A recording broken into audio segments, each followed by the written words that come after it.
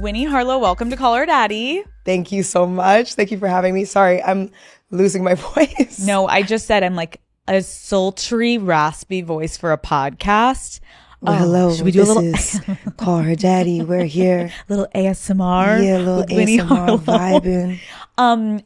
I'm sorry, but we have to get right into it. You just walked in here and I'm blinded by your hand. You just got engaged. Congratulations. Thank you. Tell me the story. I need to know like how he did it, how it happened. Tell me everything. It's so funny because I'm telling the story, but like I was the last one to know about it. Oh my God. Everyone, like all my whole team was like, did you not realize that we've been avoiding you for the past 2 weeks? I was like, no, I was none the wiser. It was so cute. Kyle told me that he wanted to go to Turks for Valentine's Day. And I was like, that is so cute. It's like my favorite place other than Jamaica because I'm Jamaican. But we went. I got super sick. Classic. I got so romantic. Super sick. And I feel like everyone was like super scared. Like, is this going to ruin the trip? Kyle was like, don't worry. Once this goes down, she will forget she's completely sick. And rightfully so. He was so right. This whole trip was incredible. I got ready. I took a shower in the morning and he came into the bathroom. He's like, but you look good. I was like, thank you. Because this is going to be a good trip. We're going to have a great time. He was like, yeah, we're going to have a great time. This is going to be a great trip. My God.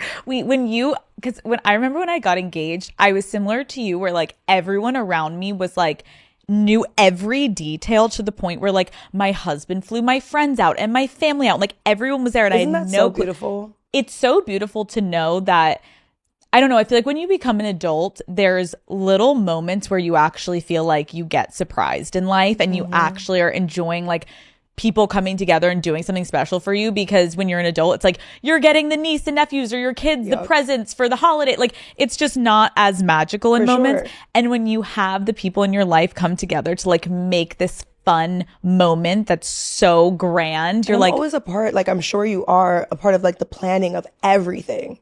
So it was like, yes, I can't believe you guys pulled this off, and not only pulled it off, but pulled it off as if I was a part of the planning. Everything was so perfect that I would have thought I was a part of. But you're like, I would have picked that. I would have picked that. Everything. Wait, can you give us like how he actually physically did it? Call Her Daddy is brought to you by Lululemon.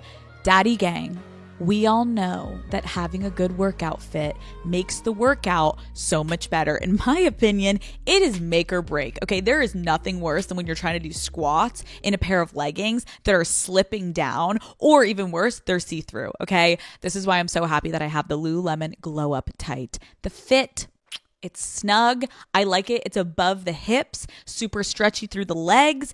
It's all working out and you feel secure and ready to crush a workout. So maybe you're hitting the gym. Maybe you're on a walk. Maybe you're on a walk with your dogs, aka me. The Glow Up Tight, it's sleek, it's smooth, and it's super comfortable. I have been wearing these tights literally everywhere. I have multiple pairs. I actually just wore this on a date night with Matt the other night. Threw on a little oversized sweater, felt gorgeous. When I look good, I feel good, and these tights give me that confidence. Don't hold back. Visit your local Lululemon store or shop online at lululemon.com to get your glow up tights.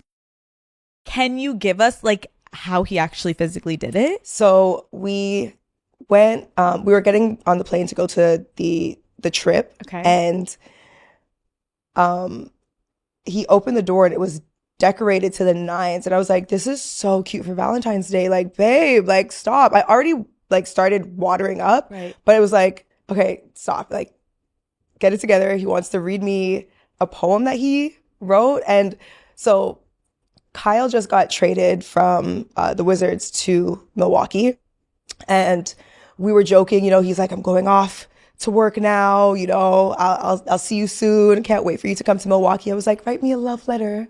My sergeant, send me a love letter. And it was just a joke, you know, but he took that and wrote me a love letter to propose.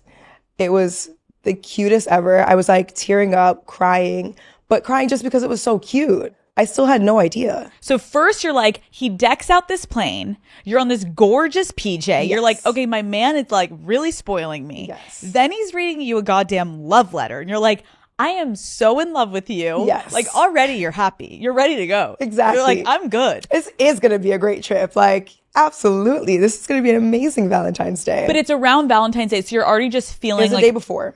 Okay. So it's like romantic. You're feeling the vibes. And then how does he pop the question? So at the end of the poem, the way he wrote it, it was like as if he was going to say, will you be my Valentine? And it was, will you be my wife? And literally like just went into shock. I was already crying and just flooded with tears at that point. And he pulled out the box, got out on one knee, and I was like, yes. I don't even need to see it. I don't even need to see it. Yes, yes, yes. Okay, first of all, that is so fucking cute. And were you guys alone or was your family around you? We were alone. So apparently he wanted to do it in Turks with the family and everything. And just last minute, he changed his mind and was like, guys, I'm doing it on the plane. And our moms were so mad. Like, tell him he has to do it here. He has to be here. We need to see it. How could he? And he was like, y'all, go enjoy the beach. Right. Have a good old time. Y'all are in Turks and Caicos. Have a great time. I'm doing it the way I want. And I love that he did that. It was so beautiful, so romantic. It was just him and I. And then, surprise, everyone was in Turks. I had no clue as well. Oh, so you had no clue that you were about to land. So you thought you were going to have this like weekend getaway with your fiance and then you land and it's like your mom and everyone is there. Yeah. Oh, that's so special. My mom, my dad, my sister, his mom, like literally everyone was there. I screamed. Okay, I am now convinced because I feel like we have a lot of overlapping in our engagement stories. I'm hearing that too. Okay, yeah. Because now I'm like really vibing with this and I'm like, if any man still watches Call Her Daddy or whatever woman is forcing you to watch the show, take notes because I think the concept of having an alone moment with your partner and having like the privacy and intimacy of an alone moment, like he made the right decision by you guys got to have that time alone, a couple hours on your own. And then once it sinks in, then you want to be with the people you love most. That is like the perfect combination. Perfect. Because then I'm sure like how I felt in that moment, I'd love to hear how you felt on the plane ride was like, Matt did it at our house. And it was so romantic. And I was in such shock that I kept being like, I've got to call my mom. I've got to call my mom and dad. And he was like, we'll call them in a minute. Let's have some champagne, babe. Like, and I was like, you're right. Okay, right. You're like, I need to tell my parents. And then I'm like, did you ask my parents? And he was like, yes. And I'm like, no. He's like, I promise they said yes. And like, I'm going through all of this. So he's trying to calm me down. So in hindsight, I'm like, poor Matt is like, bitch, they're already fucking waiting for you. Like, just enjoy the moment alone with me. But it then allowed me to like, have an intimate kiss, like hug each other, talk about it, ask him the detailed questions of how he came up with this and give him kind of like the credit he deserves. 100%. And then let the family because get like involved. How much pressure? Like it's so much pressure. I big them up, like incredible. He did such a good job. Funny enough, like even my nails, my nail tech is actually from LA and I used to live here. And I moved to DC with him and I've been like missing my nail tech because like, oh my God. I mean, of course, we love our nail techs.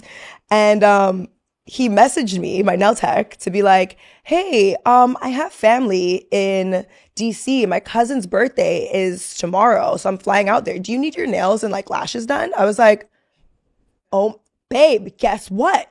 Loy is coming out here. Just a coincidence. Such an amazing coincidence. You know, I've been missing him. And he was like, that's insane. Why is he out here? I was like, apparently he has family. I don't know. And Kyle actually set the whole thing up?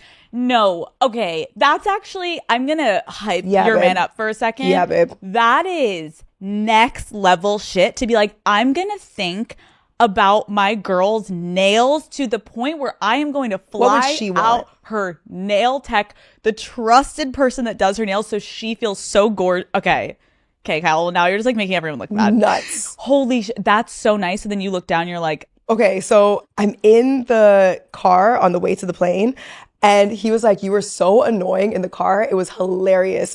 I just kept looking. So he gave me this bracelet for Valentine's Day. So I'm like, none the wiser. Like, I already got my Valentine's Day gift the day before. Right. Like, we're on our way to our trip. And I'm like looking at my bracelet and my hands and my nails. And I'm like, babe, like the hand pics, like at the beach, like it's going to be so nice. And in his head, he's like, yeah, it is. It's like, you don't even know. You don't even know. Wait, okay. So I want to hear though about the ring, because I feel like this is just like such fun girl stuff that like some people grow up wanting it, some people don't, but when it happens, it's so beautiful and it's such a moment that you like can cherish forever. The ring is, it's so stunning. Thank you. There's not words, but can you tell us, like, did you talk about engagement? And if you did you give him ideas of what you wanted as a ring? Or is this like full surprise he did this on his own? So we've been talking about engagement for the past year. Okay. But just like we started doing like marriage counseling and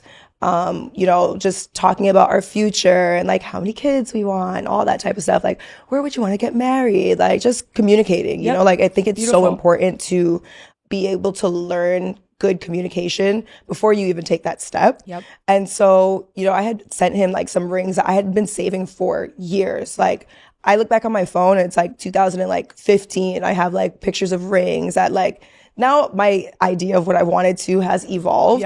But just the idea of it being like classic and fairy tale like was my, you know, thought process on it. And I feel like he executed incredibly. Like, this looks nothing like anything that I've ever shown him. But that was, I also try to make that very clear. Like, this is not, I'm showing you this because I want this ring. I want whatever you create, because he's also super creative. Okay, that is like, I agree. I think, listen, there's going to be girls out there where it's like, for the love of God, do not let your man pick the ring if your life depends on it, because he can't even like put two of the same colored socks on in the morning. He's going to pick a horrible ring. And I love the girls that are like, so this is it. Yeah. It's on hold over there. Yeah. And then I do appreciate also like the other side of it where like you're saying like you had a vision lightly, but you let him run with it. 100%. It's so stunning. He took like 3 months to design and make it with the jeweler. And it was so funny, like him talking to me about it and like why he did different things. Like he was like, I thought about doing like diamonds around it, but I thought it won't be comfortable for her to wear. And I was like hitting my leg. I was like, yeah, you're so right. Like, I don't even feel anything. You're so like all the other rings. I'm like, oh my gosh, yeah. Right. I can I like, feel the same way. Yeah, hurt right? somebody like shaking their hand or something. It's so like well thought out. The attention to detail. Exactly. And then for the rest of the weekend in Turks, like what would you say with your family and your friends and now your fiance? Like what was your favorite moment of the like weekend proposal moments? Like after the proposal? Because I was like, you're like that? But then once you got there with your family? I think the surprise that everyone was there. Did you sob? Sob.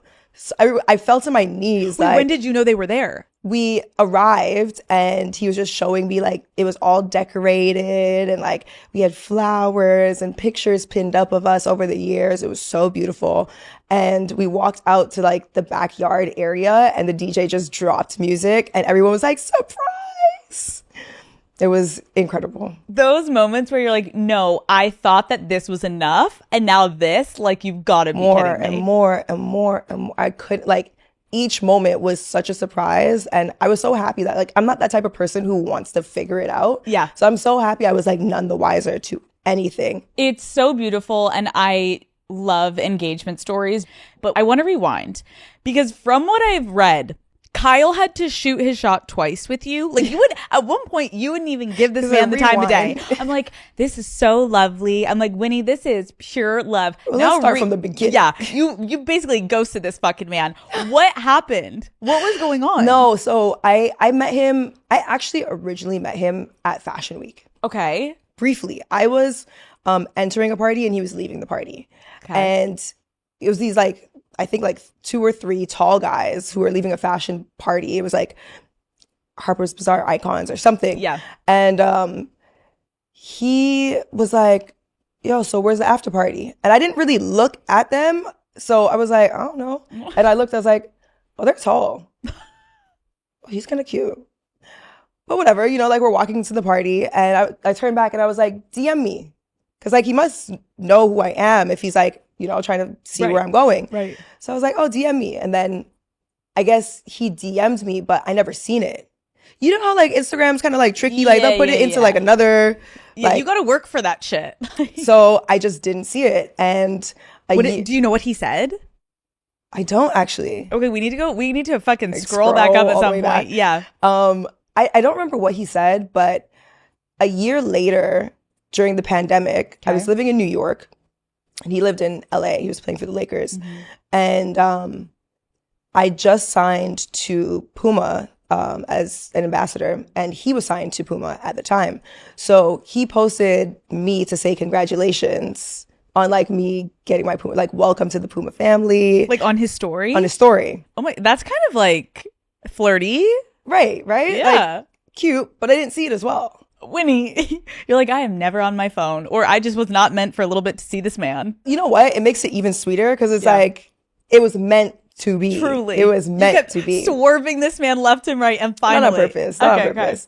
But when I saw it, it was 24 hours after, and you know what? The story is gone. Oh, it just says mentioned, and you're like, what was that? I was sick. I was like, I don't even know what he posted. Like, was it cute? Like, what? Right, like this man that I don't really know. Like, he just posted me on his fucking story, and it's not like, cute. And it's not like this is not something that's going to be seen by people. You both have followings where it's like, what is this man? What was that? Right. Okay. So I DM'd him, and I was like, hey, what was that? And he was like, oh, I was just congratulating you on like your Puma deal. I was like, oh, that's so sweet. Thank you. Appreciate it. Sweet. And obviously in the pandemic, we have nothing to do. So I was like, cool. Like, so what have you been up to in the pandemic? You know, whatever, small talk. And we were messaging back and forth for a bit, but it was like I would message and then like 5 hours would pass and I wouldn't realize that he responded. Yeah. And then I would see it. And it was just like 3 days of like small talk. Yeah. And I was like, hey, you know what? I'm not really super good at DMs. Like, here's my number. Text me. And yeah, then we texted for like a few days and then he started FaceTiming me and he was like super sweet. He would like have an interview to do, you know, like everybody was doing that whole like Zoom interview stuff. Yes. And he had an interview to do. He was like, hey, I have like some work to do. I'll call you back in an hour. And I was like, yeah, okay, cool. Like, you're gonna call me back in an hour. An hour. Literally called me back. And I was like, a man of his word. We love this. We love this. Wow. And so it just naturally progressed. That's like, girl, we have like this, we're so in simpatico with this. I'm like, I met my man, like literally online, on Zoom. Where did you meet FaceTime. him? So we had like a random meeting that my agent was having me meet like with like TV and movie producers just to see if like I would ever want to do something in that space. And he was like my last Zoom of the day. And I always joke to him because I had these like men that were like fucking 60. Right. Not that there's anything wrong with you. Yeah. But they were like 60 and I'm like in my hoodie, I'm like looking not that cute. And then the last Zoom of the day he was late. So I like Googled him and I was like, wait, he's fucking young and hot. What the hell? I'm like putting my fucking lip liner, I'm overlining my lips, I'm pushing my tits up. I get on the Zoom, I'm like, hello. Hey. And he was just so cute and charming, but also like not overly like, oh my God, I want to be in business with the Caller Daddy girl. So I kind of loved it that he wasn't giving me too much of the time of day. Right. And then we ended up talking and then I flew to LA and met him. And when was this? This was in 2020. You lived in New York, right? Yeah. And Kyle lived in LA. Yeah. I lived in New York and Matt lived in LA and we met in the pandemic Oh online. my days. No, and then what is this synergy? No, it's weird. I'm telling you. That's why nuts. I was so excited to talk to you today because then seeing your engagement, I was like, girl, we have too much in common right now. Crazy. Can I ask you though, like when you started to talk to Kyle, were you looking for a relationship? Like when was your last relationship prior to him? Probably like 2 years prior. Mm-hmm. And I wasn't looking for a relationship, but like, I think it was just, I like to like talk to someone who's serious. Yep. You know? Mm-hmm. So I do have that in mind. Like I did have that in mind when I was like, you know, talking to people, but it was just, you know, friendly conversation at first and like good conversation then too, which was beautiful. And it was a pandemic. So we had so much time to get to know each other. Yeah. And I feel like that was such a blessing as well. Were you at all like, you're an athlete, I don't know about athletes. Like, were you at all nervous? Because I feel like some girls are like, you go in and you're like, oh, here we go again. And Yeah. he seems, obviously he's amazing, but like, Yeah. did you have any preconceived notions? I feel like I did, like, once upon a time when I was like in my early 20s, like I would never date an athlete, like too much. But when it did happen, it was kind of like not really a thought. It was like, cool, you know what? Like, it's good conversation. And even if we just become friends, like that's cool too, you know? It's cute. Yeah. Talk to me about the pros and cons of being in a long distance relationship at first, because I have so many women write into me being like, what do I do? And like, what was your experience with it? Did you ever get annoyed? Was it good because it was COVID that you were like fine with it? Yeah. I mean, I think because I didn't know him, it was cool, but we talked for like a month straight. And it got to the point where like we were like falling asleep on the phone and like waking up on the phone. And I remember the first time I like was like, okay, cool. We went on FaceTime for a minute. Like I need to take off my makeup. Like that is like a I went and big put moment. my phone down. I was like washing my face and he was just right there on the phone. I was like, I love it's this too man. much. Like I'm in my house. I can't go nowhere. Like I need to unglam. And from then we would just be like on the phone nonstop. And I feel like we talked for a month straight. Okay. And then he was like, you gotta come to LA. Yeah. So we were long distance getting to know each other, but that was cool. And then I went to LA not knowing when I was coming back because it's also, again, a pandemic. So there's nothing for us to do. And it was kind of like, I would say like he's like Superman. He rescued me from the pandemic because I was by myself. So did you end up moving in the pandemic? I did. Okay, so But you know what? The thing is, We both gave up. I always wanted to live in LA. Interesting. So right before the pandemic, I was already looking at houses. Oh, okay. So that was in your future. Yeah, it wasn't my future, but it got like cut because the pandemic hit. I had to go back home. And then it was kind of like, what do I do? Do I like go home to Toronto and stay with my family? Do I like stay here? Okay, you need to talk to me though about the weird part of social media is, yes, you saw this man one time coming out of a club quickly and like barely, you just notice his height. You're not like really focused on him. You meet him in person basically for the first time. And even though you guys have been talking, like, were you nervous at all? Like physically? So nervous. Like you've never I like was kissed shitting this bricks. man. Literally. Like my stomach hurts when I get nervous. I was like actually literally shitting bricks. Like I was so nervous. And then he came out to like help with my luggage and stuff and he had no shirt on. It was like hot in LA and I was like, I'm already nervous. No. Like, please. Oh my days. Like, please. Because you're like, I thought a lot about that of like, when you're telling this story, I'm like, as much as you're sharing, which is a weird, beautiful thing, I do think when people give people shit of like meeting online and I wish I met them romantically in a bar and whatever. It's like, there is something so gorgeous I felt with my husband of, we did the same thing where we're like FaceTiming we're like COVID couples where it's like, you're FaceTiming every night, you're talking. We were getting so much deeper than maybe we would have been if we were just like out for drinks in LA and having like 1 hour dinners. And everything happens for a reason too. Right?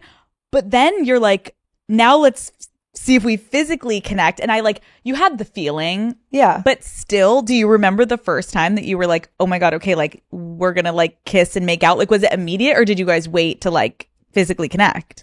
It was immediate. It was definitely immediate. But I feel like I remember we would like play like 21 questions and stuff, like get to know each other on the phone. And then it felt like we were running out of questions, like how long we were staying on the phone. So I started like ordering games that were like 21 questions for like new questions, which was so much fun too. Cause I was like, I would have never thought about this. Right. But we felt like we knew each other so well by that point. Like we literally were on the phone like 12 hours straight, like every day. So no hangups. We would like watch movies and like be like, okay, on the count of 3, press play. 1, 2, 3. Is it aligned? Perfect. Okay, cool. That is adorable. Call Her Daddy is brought to you by Airbnb. Daddy Gang, I am planning a girls trip currently, and I am so excited because we just booked the perfect Airbnb. I wanted to find a home with 1, a fireplace, 2, a hot tub to just make sure we have the cozy vibes. And then I also wanted it to be dog friendly so that Henry and Bruce obviously can come along and hang out with the girls. I personally love getting a house for girls trips because there is obviously it gives you more space to just stretch out and relax, but also then everyone can have their own beds. And also I want to correct everyone except for me and Lauren, because Lauren and I will always be sleeping in the same bed, slumber party vibes. But having a home for a girls trip means that we can cook dinner all together, and then at night we can stay up late night chatting. It's just nice knowing that we have the whole space to ourselves and a little bit of privacy. I also love staying at Airbnb because when I go to weddings with friends, I've started to do this now. We just get an Airbnb and it means we can all hang out more. I remember I went to my friend Jackie's wedding and we all would come back to our Airbnb after the rehearsal dinner. We sat around, we were catching up for hours. We were literally up till like 3 a.m. And then the morning of Jackie's wedding was perfect because that meant we were able to all go downstairs, make our coffee and get ready together, which is 10 times better than just like being in a room by yourself. Weekends with my friends just go by obviously so fast now that we're adults. We don't get to see each other as much. So I never want to separate from them. For me, Airbnb is the best way to bring long distance friends together and maximize the time that we have. There are so many reasons I love Airbnb, so stay tuned to hear about all of the upcoming trips that I am planning for this year. What is your ideal night out? Like, tell me about your social life. Like, if you have your choice and you're going out somewhere, like, what are you doing? What are you eating? What's your vibe? I like going to restaurants, but I feel like I'm such a like movie like inside, like let's like just be in like chill lounge clothes and like watch a movie and like vibe. Do you drink? Yeah. What's your go-to drink? Cocktail? Wine? Yeah. I'll like mix something if I'm just getting something on the menu. I love a lychee martini with extra lychees. I like a martini. Love. I like an espresso martini. I like on my espresso martini rate. I'm like, it's so good. I like sweet drinks. Yeah. Okay. But I do like a dirty martini as well. Oddly, like I love olives. Okay. When you're drunk, are you the life of the party? Are you the person like Irish exiting, or are you the drunk crier? Or like, who are you in your friend group? I'm like life of the party and like talker. Like I love to communicate. It's like all the inhibitions are down. It's like, I love you so much. Like you don't understand. Like I feel like you're the baddest. Like period. I feel like I'd run into you in a bathroom at a party in LA and we would be doing this, but like more annoying. Be like, no, Winnie. No, but you don't get it. But you're so gorgeous. No, that's so girl coded. You're just like, shut up. And we're like, shut up. No, but you it's so shut fun. up. That's literally Matt is always like, what could you guys have been talking about? And I'm like, what do you mean? What do you mean? There's so much to discuss. Yeah. Oh my God, you get it. Okay, you're one of the most famous supermodels in the world. So I want to play a quick game just to like catch your vibe. Let's do it. I'm going to give you a crazy modeling scenario and you're going to tell me if you would book it or you would back out of the gig. Okay. Pose in a live snake pit. How many snakes? Oh, see, me, I'd be like, don't even. So you're down. Yeah. What's the craziest like modeling thing you've done for like safety? I'm not really scared of snakes. Like I did for Halloween one year. So a lot of fans would tell me that I remind them of Chitara. I don't know if you know that cartoon. Yeah. So I just leaned into it. I did it for Halloween, but I had like a whole jungle set up. So I got like snakes to come and like I was holding the snakes. There was this big, what's like the yellow snake? Python? It's a python, right? Something? Yeah. Something like that. Yeah. I was like, it's either a python or a boa constrictor. I don't know. Something. But you did one of those big things. I had the big like yellow Britney Spears snake. I had a few little ones. Okay, so you're down for this shit. This is good to know. Yeah. Anything for the shot, honestly. So I respect it. Yeah. Would you do a shoot with an ex-boyfriend? As she looks down at her ring. My man. Yeah, no. No. I feel like also everything is communication too. So like now, if it was like a Dior campaign, I don't have any control and whatever. It's just like, babe, this is a situation, whatever. I feel like we're also very understanding too. And that's a part of our careers, you know? Like you may come across someone, whatever, as long as like we're aware, you know? Yes, you're not being like shady and not talking about it. If it's like upfront and it's gonna really help your career, I agree. For sure. Boom. Yeah. Get your nipples pierced for the shoot. I don't know. I actually always wanted my nipples pierced. Okay. But like the pain, like I feel like those are one of the piercings that don't heal very quickly. I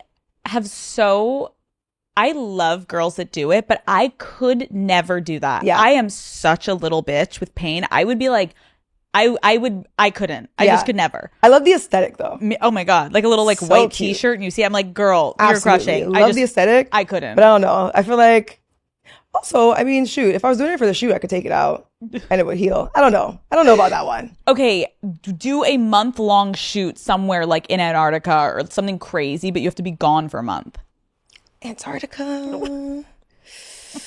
Now, like, can we change it to like Barbados? Bahamas? Yeah, like, I would though. I would. Like, You would if go for there a was like a month. film that like I was like super into and I got the role, it'd be Okay. like, have to. That's good to know. Yeah. Okay, you were once on America's Next Top Model. Can you describe your experience in 3 words? I would say unique, surprising, and is this one word? Stepping stone? Oh, that's good. No, Yeah. that's a good Yeah. word. Have you ever watched your season back? Long time ago. Okay. Long time ago. Because it was like 10 years, like damn near a decade ago. Since America's Next Top Model ended, obviously, so many people have come out and just been like, they didn't have the best experience. And some people were like, this was a traumatic experience for me. Like, what was your take in your experience? I would say I love that every job that I've had in my career has led me to the point that I'm at now. And so I wouldn't change anything in my life in general because I'm so happy, and anything that I could have changed would not have led me here. It's a great point. No, I feel like that's like the weirdest part of life is like I look back at certain things. People always ask me about like my first job that I had or an experience that I had that like maybe even if it was like considered in people's mind like more negative in the public eye, like I feel like I have now grown so much where I actually can genuinely say I have perspective. Right. And when you're so close to something, you don't. And so even if in the moment you could say this is amazing or negative or whatever, then once you get like 10 years down the line, even 5 years down the line, you're like, whoa, I am so grateful for what that taught me. Because then like, what else are we going to do? Like whatever it is, like the energy then like festers in a capacity where like you don't grow. It's the energy that you put into it as well, you know? And I feel like anything that happens, like I was 18 when I was on the show. That's what I was going to say. You're 18, then you're done the show like 19. Like, did you ever struggle with confidence like as a whole as a teenager? Obviously going on that type of show, I think people think like these are the most beautiful women in the world. Like, oh my gosh, to be a model, you must have such confidence. Like, what were you going through? I feel like you can have an off day any day. Like, it doesn't matter how old you are or how young you are. Like, sometimes I might be breaking out or, you know, whatever the case is. And like, I'm like, okay, cool. Like, this is a for now thing. Yeah. Like, but you're still that girl. Don't worry about it. That's such a good point of like, I look back when I was in high school, let's say, compared to now, even using acne as an example, struggled with acne so much in high school and was like, this is the end of the world. Now when I'm like struggling with acne, I'm like, I don't care anymore. But again, I think that's fair to say because you're just at a different stage in your life where you know how to handle things better. Yeah, of like, I think when you're younger too, you focus so much on other people's opinions, you know? And I think once I learned that, and once I even acknowledged that a lot of my insecurities were coming from the opinions of other people, I was like, why do I actually care about what you think about me? Like, I care about what I think about me. And like, I care if I think I'm a good person, if I'm a beautiful person, all those things, that's what really matters. So I think that's like, when people ask me about like, how are you so confident? It's like, because I focus on my opinion of myself. And that's not to say like, if someone says something, it can't be hurtful. But it's like the ability to let it roll off your back. Sometimes, you know, it's not nobody's perfect for sure, but the ability to let it roll off your back and let your own opinion stand foremost is That's the key, I feel. Period. Can we talk about your early dating life? What was your first romantic relationship like? My first ever Yeah. was in like elementary school. Okay, but like your first yeah, no, fuck him. No, like so cute. It's adorable. So adorable. But the first one that you were like, oh, I'm like in love. Yeah. And this is like a real thing. I feel like I don't see nobody. Like, I don't see nobody. Really? Yes, I don't see nobody. And also, I feel like being in such a serious relationship, it also allows you to like realize when you're so young and you feel like, oh my God, heartbreak, I'm so in love. Like, you don't even know what love is. What has set your relationship up like with Kyle, like apart from the previous relationships you've had? Because I do want to say I agree with you that like in the moment, and it doesn't take away from anyone experiencing it right now, but like when you feel so like lost and why doesn't he do this or that, like you're not in the right relationship and it's so hard to see it. But then once you do find the right one, you're like, if he Alex, wanted to, he would. Like, if he wanted to, he would. And it's like, then you like almost laugh at yourself, but it takes finding the right example to then be like, oh my God, what was I thinking? It's all an experience, you know, Yeah, like that's a it's good all a point. life experience. And it's also helping to teach you what you are looking for. Because unless you know, have experiences, you won't know. Were you always, when you were dating, like very straight up, or were you ever a little like coy playing games? Like, I feel like I've always been straight up, but I've also always been like a little like nervous. yes, that's You know? fair. What is the biggest red flag you've ever ignored? Ooh. The biggest red flag I've ever ignored is my mom saying no. Such a good one. Yeah. No. Like, I don't see it. Like, fuck. Let me be. Like, Mama, you right. You right. It's so hard when you're in it, when your mom says that, because you're like, no, like you just don't get it. Like you don't understand him, Mom. Hey, girl, no, listen to your mom. Yeah, Listen to your mom. so true.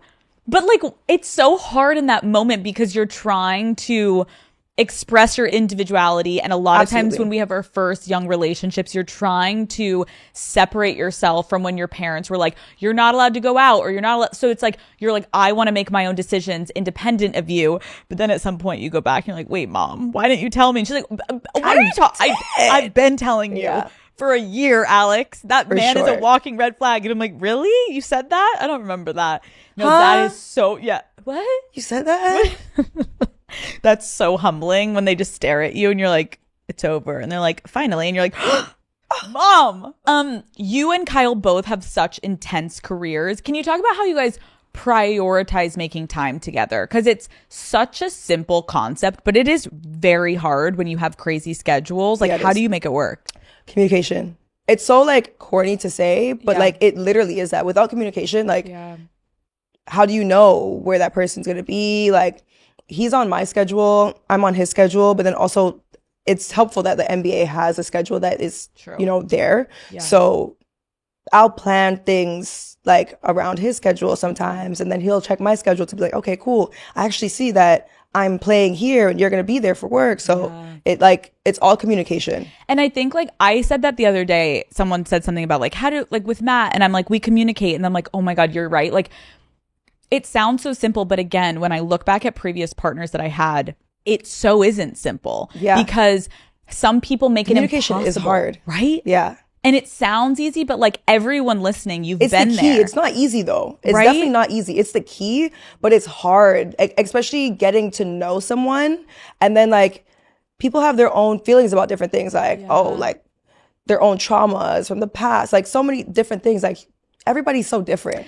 But you know what I'm like thinking about when we're talking too, which is like the pros of how our relationship started with the men that we're with, is like Matt and I, and it seems like you and Kyle did this, where it was like the amount of conversations we had on FaceTime where we naturally wouldn't have probably been talking that long and extensively had we been in the same area, because it would be like, oh, our friends are all going to the dinner, or we're all going out tonight, and oh, we're going to sleep, or we're watching the movie. Like, the amount of conversations we've had, it kind of just became this like prerequisite in our relationship that set us up for like we don't how to not communicate. Like Right. that is literally what we started our relationship off of. So I think that's so right? much different though. Like I agree with that, but I think it's different when it becomes like you guys are together. Yep. And then also like he ended up getting traded to Washington, and so I was still in LA when he was in Washington at first, and like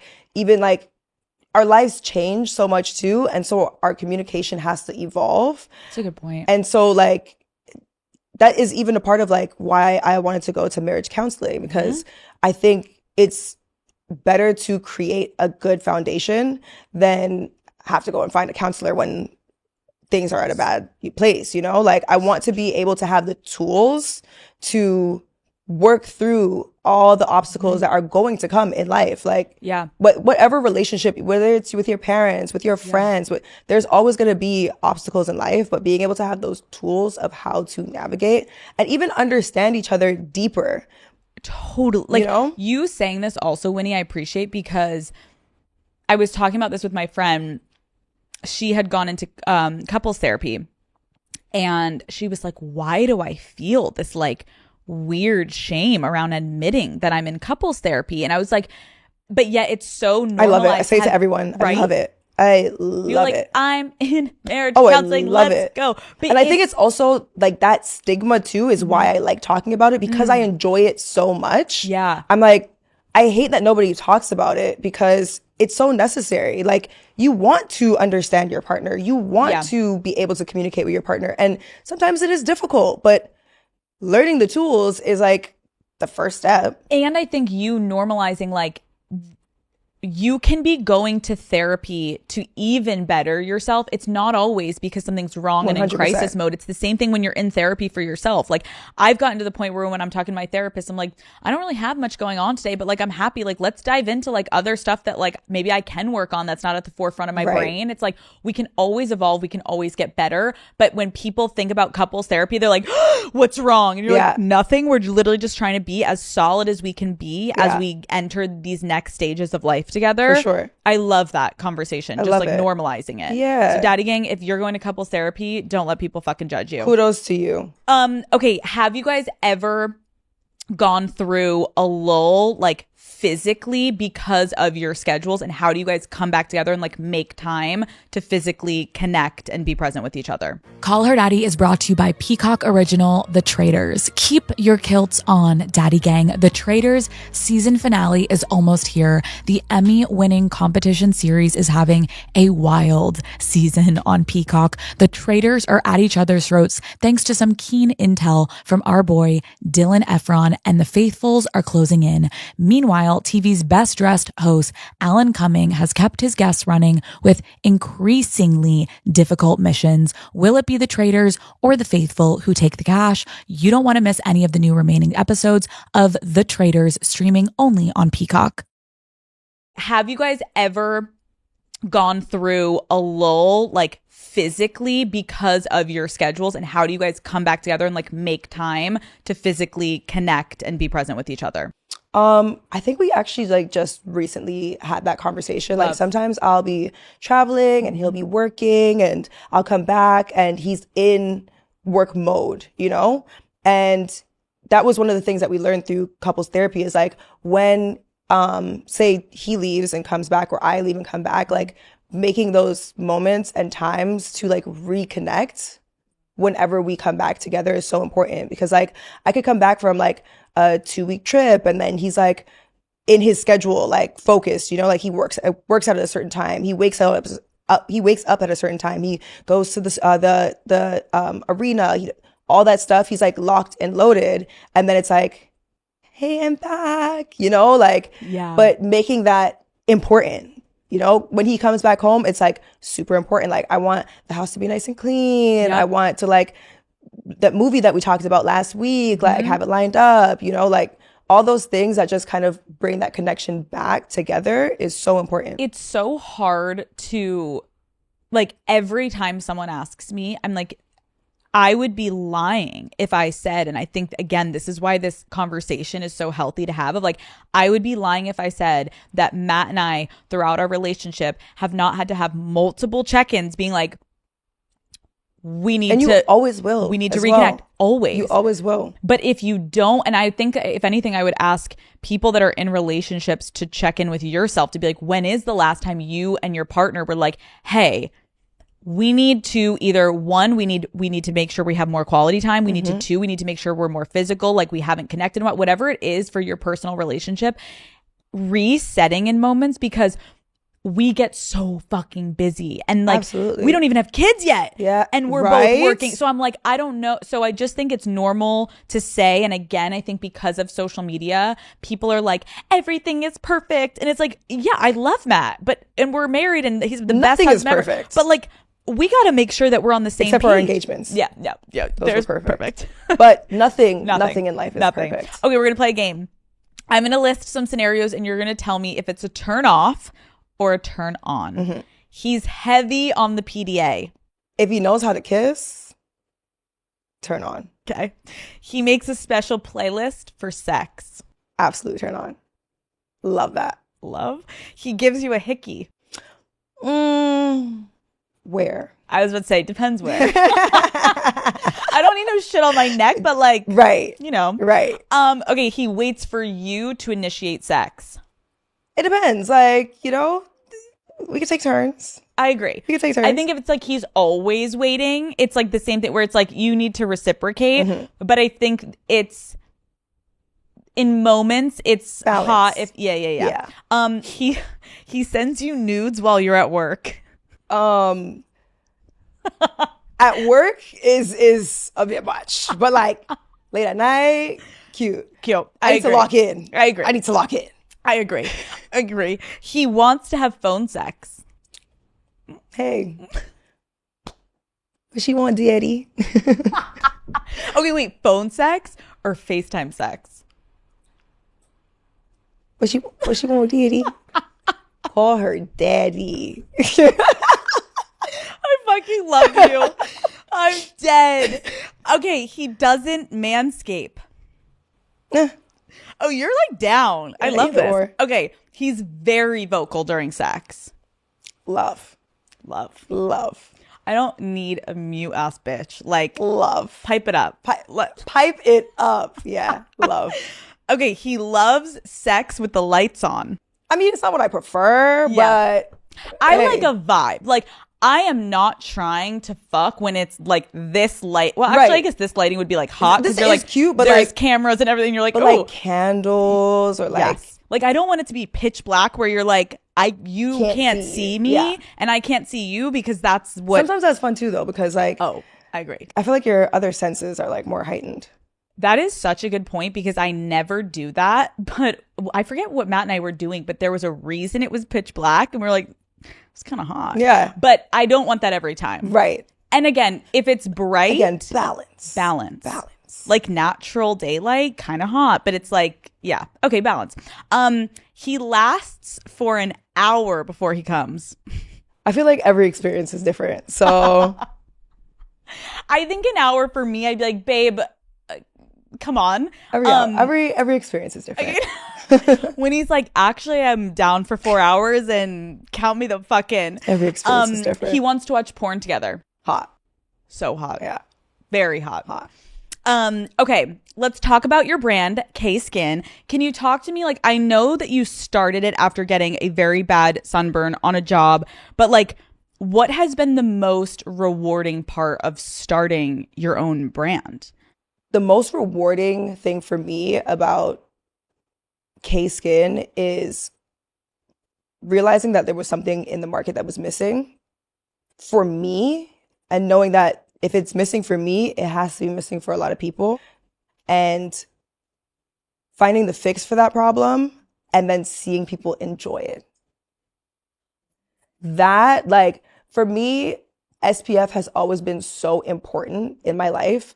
I have vitiligo, which means that I don't have melanin in certain areas of my skin. And so I don't even tan here. I just will burn. And so SPF has always been super, like, I've been religious with wearing sunscreen, but I hated wearing it. It was never a fun experience. Like, left a white cast on my white skin or my brown skin, was sticky, just didn't look good. And I remember that shoot that I burnt, I went without SPF because no one on set wanted me to put it on because it wasn't looking good on camera. And I was like, that shouldn't be a thing. Like, you shouldn't forego something that is like healthy, like for your safety, just because it doesn't look good. So I wanted to fix that problem and make SPF that you wanted to wear that looked good on all skin tones. Like, remember, when I rub something into my skin, it got to work on both skin tones. So like, got to work for white people, got to work for Black people. I need it to work on all skin tones, types, conditions. I mean, I feel like that's when people feel like the best brands that people create are when you're actually filling something that like you personally need. Like, I feel like it's obvious when you see people in the market where it's like, that was just because someone told them to do it, rather than it's like, oh, this is something you're living and breathing and you need it, and you can feel that through your brand, which is incredible. Thank you so much. Of course.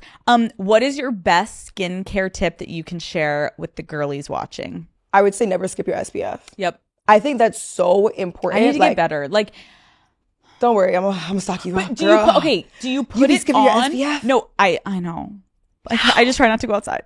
But still. Okay, I saw someone recently post on TikTok and they were like, what fucking step are we putting it on if you're doing a full beat? Okay. Tell me. Got you. Tell me. You're going to do your skincare. Okay. And then you're going to do your primer. Okay. And then you're going to do your SPF. SPF is the last step in your skincare routine before you do your makeup.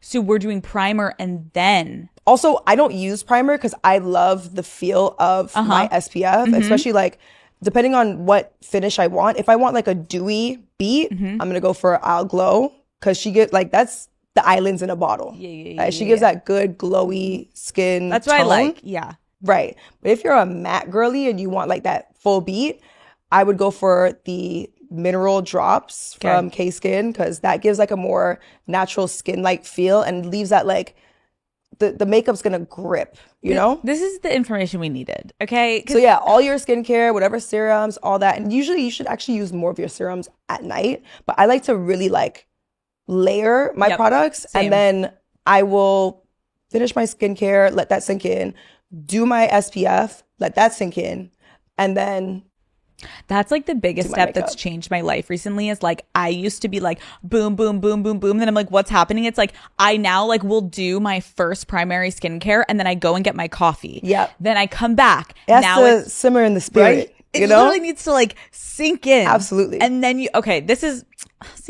needed you. Don't worry, I got you, girl. Yeah, this is good. You got rejected at one point from a job at Sephora and now K-Skin is literally sold there.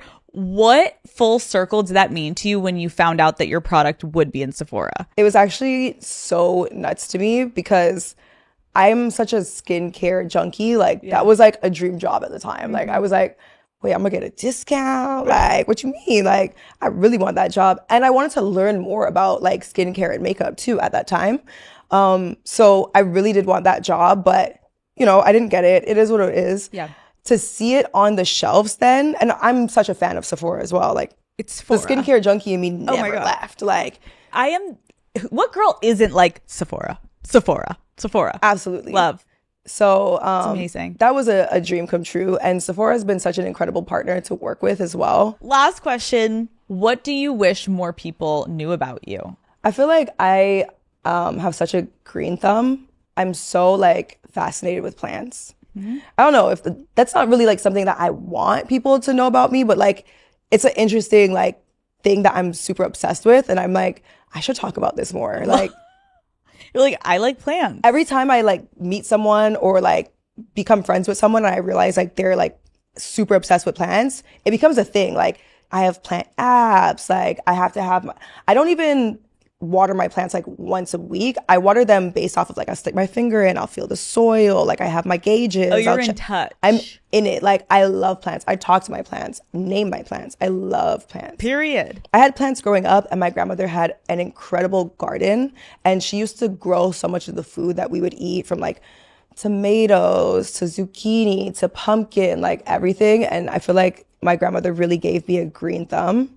So I'm kind of obsessed. I just have to say thank you so much for coming on. That was so fun to sit down with you Thank you. again, like every time. This was so much fun. It was, because I feel like we may meet at some point, like at like a party in LA or whatever, but to get to sit down, we have so much in common, and especially like our recent lives. And it was so incredible to sit down with you and get to know you more today. And I'm happy that my audience is going to get to know you more too. Thank you. And me too. Congratulations again. I like keep being like, look at her eyes, but I'm like, oh my God, that rock is so fucking Thank you. gorgeous. No, I really appreciate it. It's like a big chapter in our lives. And I feel like getting all the like blessings and the congratulations and everything, it does mean so much to me, because like it's a beautiful, like I know you know exactly what I'm saying. Like it's a beautiful, beautiful moment, and It's amazing. I'm over the moon. Love. I'm We did over it. the moon. Thank you. We did it! Thank you.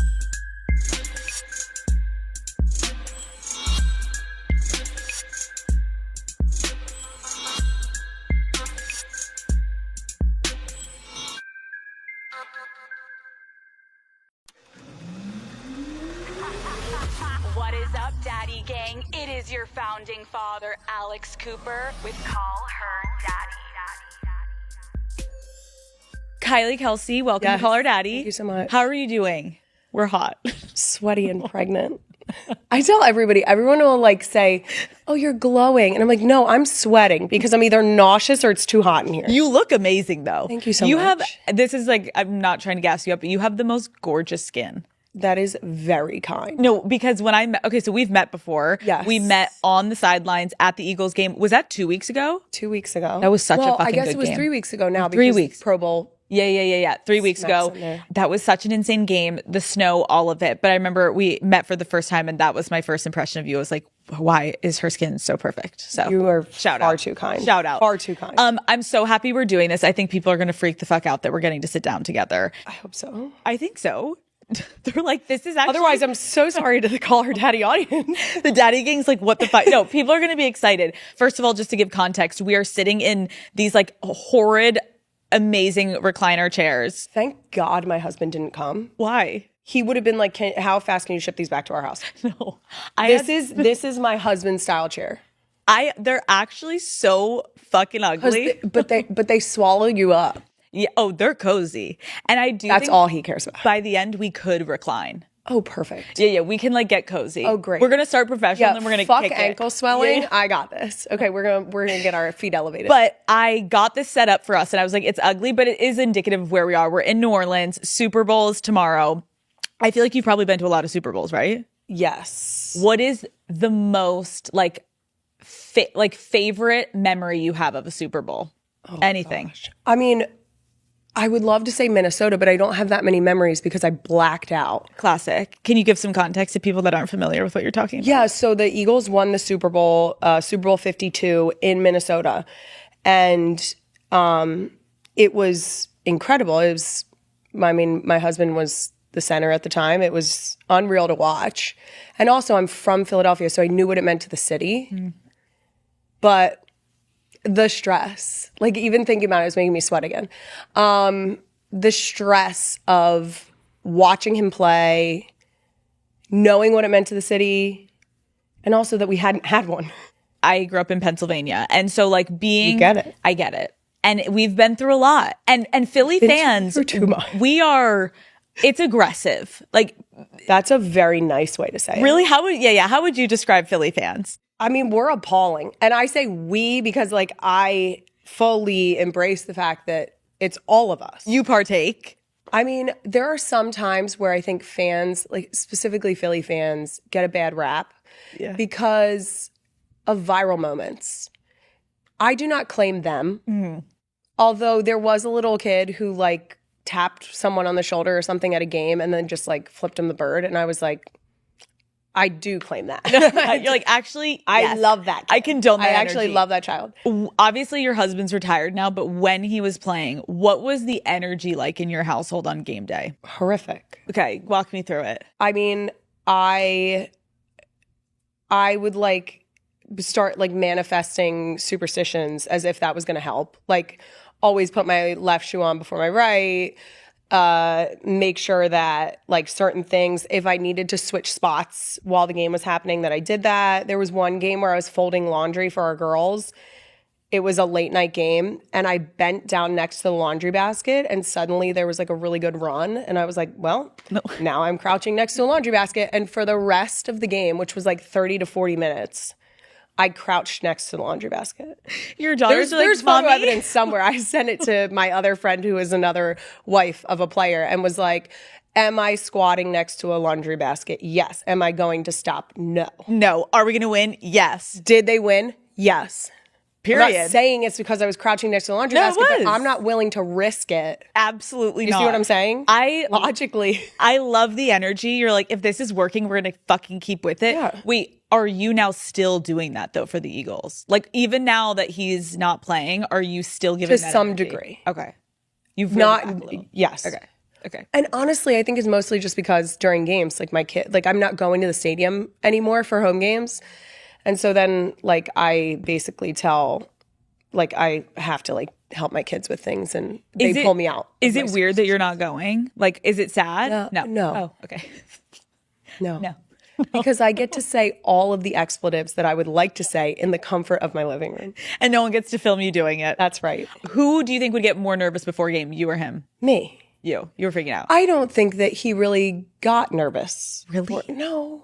I mean, I guess it makes sense, right? he did it for 13 years. Yeah, true. How do you feel about his flip-flops? I'm so used to them. It doesn't even faze me. I do think it's funny that there's a population of women that are like, that's the most appalling thing I've ever seen. And I'm out here like, Really? really? That's what a turnoff is? I actually like that he kind of rolls in They're himself. so disturbed at the fact that they can see his toes. And I'm like, I've seen worse toes. I'm okay with it. I live with those toes. Like I've seen them up. I sleep next to those toes. Why would I be disturbed with They this? rub up against me Yeah. occasionally. That's a good answer. Okay, your podcast. Yes. First of all, not gonna lie, congratulations. It is Thank you. so fucking refreshing and incredible to see a woman up on the charts doing her thing. How have you been feeling about it all? It's interesting to talk to myself. Yeah. I absolutely love the audience that I'm hitting now. I'm so happy that it's settled into the demographic that it was intended for. Like, it was intended for women. So sorry, men. I have had quite a few men tell me that they listen, that's nice. which I think is lovely. But it's meant for who it's meant for, and I wanted it to settle into that. Like, you want to hit the listeners who you're intending. Okay, I'm gonna ask you some questions and you're gonna have to tell the truth because obviously you're not gonna lie. I love this. Let me dab my upper lips. Yeah, dab the upper lip. You don't look like you're sweating. Just That's really great because I'm pretty sure I have like ass, like it's pulling at my ass. that's the worst when you're wearing jeans and somehow you see the sweat through the jeans. That's what's about to happen. You have the asshole sweat. I'm never gonna look. Don't worry, I'll moon your camera before you leave. And you wore a cable knit fucking sweater. To be fair, I was so comfy when I started walking, and the sun here is just. Well, it's humid out there. I'm not even mad about it. Okay. Because It's I'm pretty freezing. sure there's like a snow day back in Philadelphia. I agree. Okay, what is the fastest way to piss you off? Lie. When people lie, I'm like, what, for what purpose? I'm not an overly sensitive person. It takes like a lot for me to be bothered by something. Yeah. I grew up in a house where like picking on each other was fun. Yeah. Oh, love. So like I can take it. When people lie, I'm like, for what? What did that do for you? What is the most humbling thing that your daughters have said to you recently? Oh my God. Your belly's big. No. Yes. What do you say when they say that? I'm like, because mom is growing a human being. That's why mom's belly is big. Yeah, they'll humble you all the time. Like our youngest, it's not too long ago, maybe a couple weeks ago, looked right at me and was like, boobs. And I was like, yes. This was in the morning. I had just gotten out of the shower. I'm like getting dressed. She's sitting on the bed and she goes, boobs. And I said, yes. And she goes, belly. And I was like, okay, guys, there is a human being. One of you here. is in here. I'm trying to give you a sibling. Yeah. Oh my God. They'll And it's going to be humble you. 4? Yes, 4. But like 4 girls is better than 4 boys. So sorry. When I meet boy moms, I'm like, God bless you. God bless. I don't, even my mother-in-law, like my mother-in-law has told me horror stories of, there is a story about my husband when he was little going out in the front yard and Donna, my mother-in-law, heard someone go, he has a knife. He was in the front yard with the kitchen knives, throwing them up in the air to see if they would stick in the front lawn. Okay, but do you think that younger years it's harder for boys, but then when the girls get to like high school? Oh, I already told my husband he can move out as long as he visits me. That's what I told him. You have to visit me, but you can move out. Like, I'm prepared to take the hit. Do you realize, because you know how you were like in high school. Yes. And I know how I was like in high school. Yes. And no matter what parameter you were at, whether you were crazy or normal, like girls in high school, that shit is horrible. I always say the only thing worse than high school girls is middle school girls. Period. Yes. What is the craziest rumor you've ever heard about yourself? Oh. The boy one is the most frequent. I don't know if it's crazy that we're having a boy. Or that we tried for a boy. Interesting. Yeah. Why do you think people are saying that? Because they really want us to have a boy. I will say there was this moment when we found out we were having our fourth girl where I was like, we've always said we wanted 4 kids. I'm like, maybe I won't get to meet a little Jason, which was a little bit weird. Yeah. But at the same time, I'm like, if we had a boy, at this point, I'm good. I've gone this long without getting peed on when I open a diaper. I'm trying to keep that streak alive. Maybe we're like good with one Jason. One Jason is enough. I think that's what the universe has said. I agree. How do you feel about the word wag? I don't like it. Why? I don't like it because I think it has a serious negative connotation attached. I think that it's this suggestion that your spouse's profession swallows you up as well. And I have made a serious effort to make sure that, and both Jason and I have made a serious effort to make sure that while he was playing, that it was clear that that was his job. Interesting. In the same way that someone would go to work and come home and not necessarily talk about their entire day. You're filing taxes, you're doing spreadsheets. Like, you're not coming home and telling your spouse about like the spreadsheet you worked out. I agree. Like, I think that now what I appreciate is, even like I was telling you before this, like speaking to the WAGs yesterday, I appreciate how people are being more vocal about like what they do independently. And I think sometimes it can freak people out when it's like, wait, you're just, even if you are like holding down the household, it's like people don't understand that these women do have their own independent lives with their husband, obviously. And I think people like to just be like, no, your husband is just like an NFL player, so you just like are in it for the money or the fame or whatever. And it's like, no, these are like real humans with real lives and feelings. And the vast majority, it's so funny to me because it's like, it is that stigma of like, you're with them because they make a lot of money, or like you want designer bags, or you want you live in a mansion. It's like, no. I like, there have been a number of people who've come to our house and they're like, oh. I'm like, again, not easily offended. I'm like, yep, that's what you get. It's like, well, now that you said your husband would want these chairs, I'm getting a they would fit. Well, they fit in your in. Okay. I love you. Okay, what is a weird item that is always in your bag? That's a good question. For a while, because I was doing like event consulting, I had zip ties in my... Oh, that's weird. That's fucking weird. Because when one day I realized how weird it was when I went to get something at like a chapstick or something, and someone was like, is that a zip tie? And I was like, oh my God, you think this is like kinkier than it is. It's so that signs don't fall down. I agree. If I saw that, I'd be like, Kylie, what is wrong with Kylie, that? what are you and Jason up to with that headboard? Nothing. Nothing. I'm trying to keep signs on walls, guys. It's so, it's not that hot. I have since moved on. They are no longer in my bag. It's probably a good look. Yep. What is something you used to be embarrassed about, but you don't give a fuck about anymore? Oh, my height. Oh, interesting. Yeah. Tell me about that. I was 5'10" going into high school, taller than every guy in my grade, which can really like set you up for some weird feedback from the opposite sex. What did they say? Oh, I was a man. Like, it was all of like they felt emasculated by the fact that I was taller than them. Of course. By the time I got to like senior year, I was like, you guys can go fuck yourselves. Truly. And then those little like fucking 5'8" squirts, you're like, shut the fuck up. Well, the best part is my dad is 6'9". So like when Your dad is 6'9"? Yes, and my mom's only 5'2". So I've never been alarmed at either end of the height spectrum. Oh, that's interesting. So I never realized how tall I was until people started picking on me about how tall I was. It's so infuriating when boys are picking on you in middle school or high school and you're like, it's so... This is a you problem. Yes. You're so insecure and you're looking at me and you're like, I'm fucking gorgeous. Get away from me. Oh, by senior year, I was like, you guys can suck my ass. You're like, I'm going to wear heels you're down to there prom. anyway. Have at it. Oh, fuck. That's mean. That was a good one. No, that was good. Okay, wait. Yeah. So you grew up in Philadelphia. Yes. What were you like as a kid? Well behaved. I'm a rule follower. Really? Big time rule follower.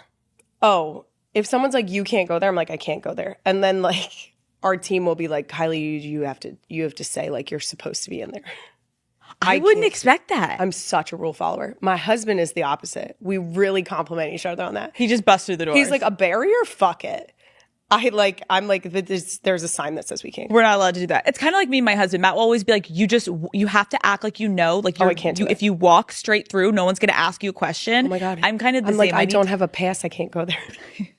But it's like, I feel like you can just go in, but I never could. Okay, why do you think we're like that? I don't know. I don't know if it's, I don't know. I get anxiety. Like kids in high school used to be like, oh, I'm going to skip this class. And I would be like, my mom will find out. My 5'2" mother will find out. Wait, were your parents strict growing up? Not really, no. I mean, like I think at the time I would have said yes, but not really. I was like playing sports, so like I wasn't going to house parties regularly because I had a field hockey tournament to get up for the next day. And what was your social life like in high school? Trash. Wait, why? Yeah, I mean, I really like my field hockey team, my club field hockey team were where I like spent the most time on the weekends. Yeah. I was not like a partier. I still am not a partier. I really don't drink. I'm a little hungover. Are you? Yeah. See, I love the idea of getting up the next morning and being like, I can eat breakfast happily and like go about my day. I love that feeling too. And I wish I felt like that. My husband, I feel like he had that experience this morning and was like, this is delightful. But for the last like 4 days, we've been like, are you alive? Does he get hungover? I think he would try. He would like to say no. But he does. He's lying. Okay, did you ever date in high school? No. No? No. No. When did you have your first kiss? What? Oh God. Ooh. Tell me. 5 days before my junior year of high school. It's so specific. Because I was so alarmed by the fact that I was going to be a junior in high school and had never even like touched lips with another human being. Wait, how did it happen? I just kissed a guy. You just walked up to him?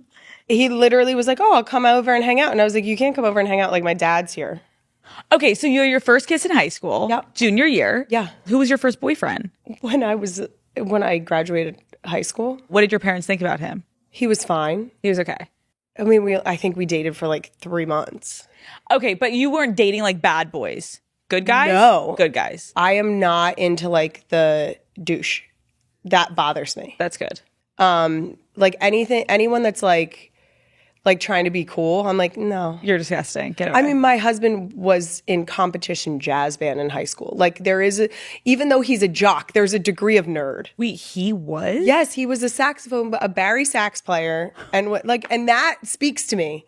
Like that's what gets me the going. fact that my husband, like, I make jokes about my husband not being like a Rico Suave, like not being very smooth, like being terrible. Like he'll get hit on by women, and I'm like, hello, she's hitting, and he's like, no, she wasn't. And I'm like, you're so cute. Wait, that is adorable. That's what That's what got you going. Yeah. Okay, you ended up going to Cabrini University. Yes. What was your reputation on campus? Because that's a small campus, right? Itty bitty. Yeah, tiny. The athletes all stuck together, so I feel like it was very close knit. I had the same thing. Like all of the best. It's just like your family. Yes. Which is, I think, like I always said whenever people asked me for advice about going to college, I was like, even if you're not an athlete, like if you can get into a group, you are going to thrive. Like join the jazz club or whatever the fuck it is. Because then you have like 20 people already that are your friends. And I had that immediately when I got in there. Yep. And then you don't feel like you're like a floundering fish, right? Alone. Okay. So did you get into dating?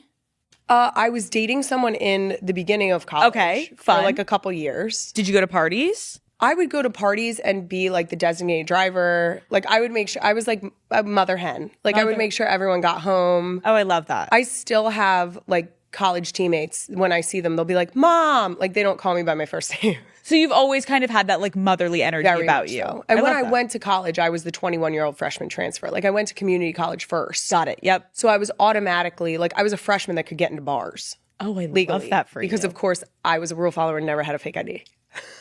You never had a fake? When I tell you like a rule follower, I mean a rule follower. Okay, so what is like the most trouble you've ever gotten in your life? You're like, I've been arrested actually. No. I did jail time. No. You're like, you don't know that I went to prison? I'm like, what? That's so weird. You want to see my prison tag? No. Do you not? Have you never gotten in that much trouble? No. The worst is that the worst that's ever happened is like I got pulled over for going like 40 and a 25. Oh my God, Kylie. And I apologize profusely. I can't even look at you right now. I feel like a horrible person. Okay, we're going to play a game. One of your favorite phrases is, I have no business doing that. So Yes. I'm going to give you a scenario and you tell me if you do it or you have no business doing that. Perfect. Dye your hair platinum blonde. No business. Have you ever dyed your hair? Yeah, I mean, I get highlights, but nothing. No. You have really gorgeous hair. That's very kind. Getting a matching tattoo with Jason. No, I think that's a jinx. You do. I have no business doing that. I do. Do you have a matching tab with your? Absolutely not. Okay, good. You're like, I think that is such trash behavior. I don't think I'm it's literally trash, like, it just right makes me here, we nervous. got this on our No, wedding. I've seen so many ones where I'm like, that is the sweetest little like hint of no. No. Do you have a tattoo? No. I don't have any either. I just it's more of a commitment thing. Like still have not seen something where I'm like, I want that on my body. I feel the same exact way. I'm like, do it. Same, but I'm like, there's nothing that I can even picture for a second that I'm like, this needs to be on me till I'm 90. Yes. I changed my mind. I don't know what I That's want. it. Right? Yes. Me in college making a decision of a tattoo. You'd have an infinity symbol I would hate myself. with a heart. And I would want you to bully me and be like, why do you That's just it. I don't. The infinity symbol, I shout out to the girls that got it on a whim. That are living That are with infinity. and beyond. That's it. Wait, does your husband have tattoos? He does not. Does Travis have tattoos? I don't think so. Jason and Travis talked very briefly about getting like their like the Kelsey crest. Oh, interesting. Do you think it's gonna happen? No. I don't think they should. But who am I to say? I don't think they should either. I'm not a tattoo person, but I respect people that are. I think that I love like women with like little dainty tattoos. Yeah. I think they're so sweet. I think that for a guy, you either need to be fully committed. Like you need to be tatted or none at all. Yeah, like lean in or just That's it. stop. Moving on. Film a reality show about your family. No business. You would never, Ever. never. Here's the thing. You don't want to be in our, the reason it hasn't happened, we are not that interested. No. I tell people all the time, you catch me on a random Tuesday, we're going to be in the kitchen coloring. I'm going to be yelled at about snacks and filling water bottles. Someone's going to be screaming from upstairs, I'm done pooping. And I'm like, okay.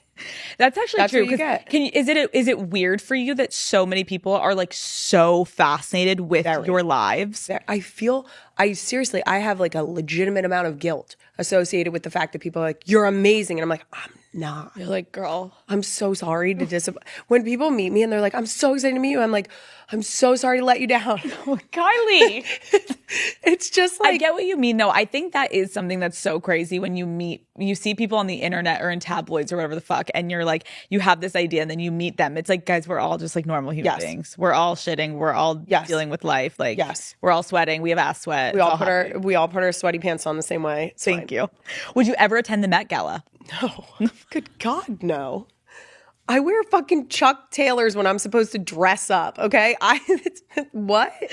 No. Oh my God, Anna Wintour's quaking. Okay. She's like, but I sent you an invitation. She would never. Would you ever throw a Phillies first pitch? No, I have no business doing that. Why? I have no business doing that. No, you do. I'll be on the side. I'll take a ride on the Philly Fanatic 4-wheeler, You're not going to throw the ball. but I'm not throwing the ball. But you could throw it. Yeah, 1,000. I have full faith that I can throw it. Okay. Would you ever go on a silent wellness retreat? Maybe. to ask me when I get back to my kids. Right now, I'm like, no. Yeah. But when I get back to my kids, there might be You're like, Alex? 4 days. I'm gonna be like, Alex, how about that silent wellness? Did you have a connect for that? Where are we going? Dress in disguise to hide from paparazzi. No. No. I probably wouldn't. I'd just flip them off. Love, you're honest. Renew your vows. I don't really feel the need to. It was only 7 years ago. I know what I said. I kind of feel the same way. Maybe when we hit like 20. Yeah. 20. Do you think 20 or 30? Yeah. 30 feels like a milestone. I do think it would be cool with, I mean, we just had like a great time at our wedding. It would be cool to like get everybody back together. Oh, that would be fun. Wait, where did you have your wedding? At the Logan Hotel in Philadelphia. Lovely. Yes. We did a little homestay. What was the song at your first dance? You Are the Best Thing. Oh. By Ray LaMontagne. What was your favorite part of your wedding? I loved our ceremony. Mm-hmm. It was like very intimate. It felt really nice.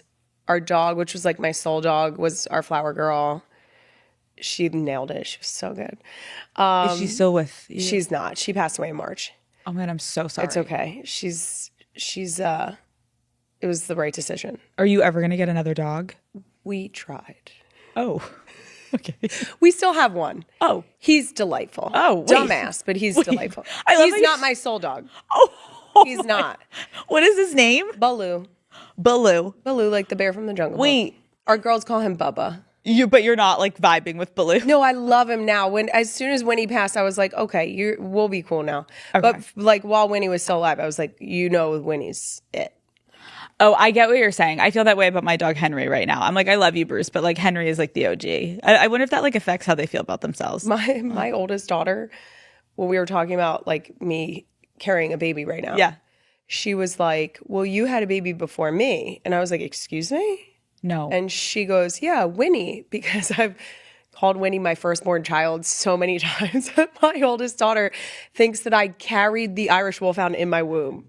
It must be so wild to have children when you say things like as an adult. It must take a minute to realize how much shit sticks with them. You're like, Yes. Oh, you really believed that concept. I didn't realize that was like penetrating you in the way that I was just like saying it because it's like a normal statement. And now she's like, Mommy, you had a wolf. Yeah, you had a wolfhound in your belly.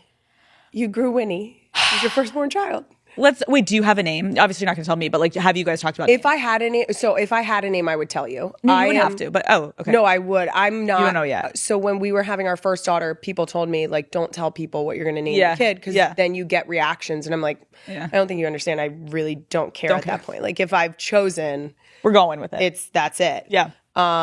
We had that situation with Wyatt. Our oldest is Wyatt. People are disturbed by the fact that we've named her Wyatt. Why? She's very much a Wyatt. Anyone that meets her is like, oh, that's a Wyatt. People did not like that you. They Why just are people don't. so annoying? Like literally shut up. You know what? Her emails are going to be answered so fast. Kiss my ass. Facts. Yeah. Okay, let's talk about your marriage. This is a paid advertisement from BetterHelp. Let's talk about some green flags. Like when I think about my relationship with Matt, I feel so fortunate, almost to the point where I remember when I met Matt, I was like, what is this? And I'm like, oh, now I know it's a green flag. The way he treats me, his emotional intelligence, the way that he approaches our relationship and has boundaries with his family, with me. Like these are things that I almost feel like I never had in previous relationships. I feel like we often hear about the red flags that we should avoid, but what if we focus more on looking for green flags in friends and partners, right? If you are not sure what they look like, trust me, that's normal, but therapy can help you identify green flags, actively practice them in your relationships, and embody the green flag energy yourself. Whether you're dating, married, building a friendship, or just working on yourself, it is time to form relationships that love you back, Daddy Gang, okay? As the largest online therapy provider in the world, BetterHelp can provide access to mental health professionals with a diverse variety of expertise. Discover your relationship green flags with BetterHelp. Our listeners get 10% off their first month at betterhelp.com/daddy. That's betterhelp.com/daddy. You deserve the best, Daddy Gang. Okay, let's talk about your marriage.